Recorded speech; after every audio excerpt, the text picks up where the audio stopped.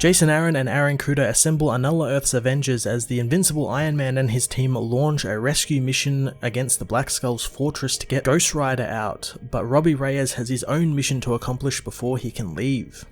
Jason Aaron continues his extremely fun multiversal Avengers book with a better look at Earth-818 Tony Stark's hero team as they work to become proper Avengers for their world. While the last few issues have been solely focused on Robbie and his plight while imprisoned by the Black Skull and his revelation that he is the All-Rider, this issue shifts focus slightly to include this world's Tony Stark, who has been waiting his entire life for a chance to be a hero and to finally get his chance to help free his world from literal Nazis. One thing I've really enjoyed about this series is the build up to some big infinity themed multiversal event. Aaron has been seeding all these little bits throughout his Avengers run and this run about things like Avengers Prime and the Infinity Thing, which is a fantastic spin on Ben Grimm, having some major role to play in opening some type of doorway and knowing that something infinity related is going to be happening. This all comes to a head as well with a big finale with a team which I'm just going to dub the Council of HYDRA, which is filled with all these different iterations of Red Skull. Aaron is really swinging for the fences on the scale of this story, and I'm all for it, especially with Robbie Reyes as a central figure to that story as the All-Rider.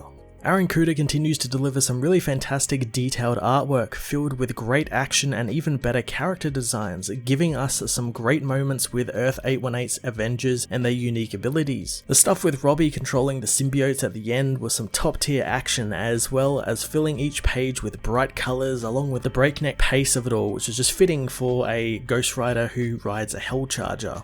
Avengers Forever issue 3 was an action-heavy issue that highlighted Earth-818's Earth's mightiest heroes and their war against Black Skull, continuing to sow the seeds of a much larger threat in the background of the multiverse, along with one awesome cliffhanger ending. I'm going to give this issue a 9.5 out of 10. Avengers Forever issue 3 finds the Invincible Ant-Man's team taking a vote on their current situation, with Vision, Moon Knight, Wonder Man and the Infinity Thing all agreeing that they have a duty to fight against Black Skull and rescue Ghost Rider. In the present, Tony finds Robbie doesn't want to be rescued since he's not finished his mission there. Tony tells him that he's in no condition to fight Black Skull, but Deathlock says that Robbie won't listen to them and he refuses to run from his destiny. Tony knows that Deathlock looks even worse for wear, but the cyborg is aware of what he and Robbie are, wondering what Stark is, an ant or an Avenger. Tony shrinks, knowing that avenging isn't what they voted on, contacting his team and telling them that Robbie refuses to leave and apparently he has a plan for Skull. Moon Knight thinks that Tony freaked out on them and doesn't trust them, but Tony is only freaked out by the fact that Robbie and Deathlock are trusting him. Moon Knight wonders what to do now as Tony grows in size, wanting to hear Robbie's plan and quick, since sooner or later Skull will realize his venom roaches have been killed. It's too late, however, as more symbiotes arrive, surrounding the heroes in the cell, as outside the fortress, Moon Knight tries to get through to Tony, but finds the comms have been cut. She tells the teams this just became a rescue of Tony Stark,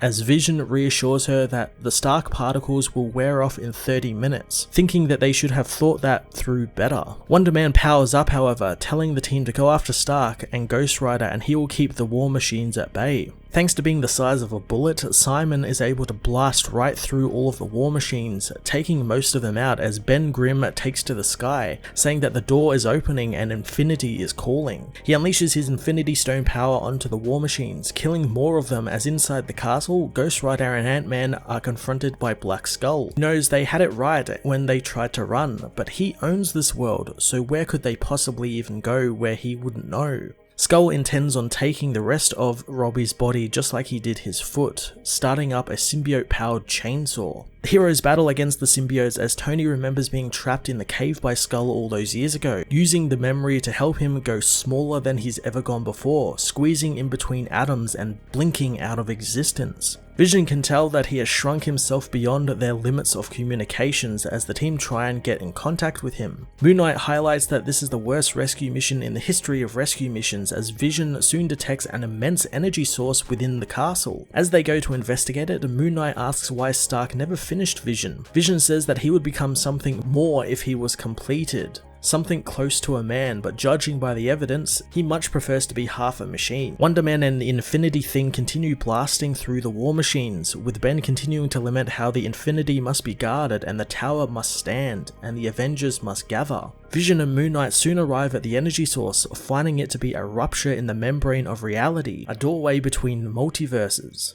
Moon Knight wants to blow it all to hell, but Vision thinks that this is something they could probably use. The Stark particles soon wear off and the heroes grow in size, right into the middle of a group of war machines who were looking after the portals. The heroes get to work killing their way through the villains, as Black Skull continues to try and kill Robbie, telling the villain that he doesn't even have the courage to face him, asking if he wants to see his true power. Skull morphs into a giant monster, telling the hero that he has tamed the stars as only a true Aryan could, and now he will eat the marrow from his fiery bones. Skull demands to know who Avenger Prime is, when suddenly a giant hand smashes Skull out of his fortress. Ant-Man returns, growing huge in size as he crushes Skull in his fist, but the villain manages to free himself as Tony figures he's pretty great at these rescue missions, but he knows the Ghost Rider has a plan, or more specifically Deathlock does, as the cyborg has wired himself into Robbie's nervous systems, allowing him to absorb all of the pain and agony that Robbie would feel, leaving Robbie's mind to be filled with nothing more than the fires of vengeance. Robbie wonders what a Nazi like Black Skull knows about control, since he is a weakness with the instincts of an animal. He pulls out a symbiote rod that Skull had thrown at him, morphing it into a chain, telling Skull that he thinks symbiotes are weapons that he can wield, but it's more like they are a vessel or a vehicle, and since he's the All-Rider, he can ride anything. He wraps the chain around Skull's neck, blowing apart the symbiote, covering Schmidt.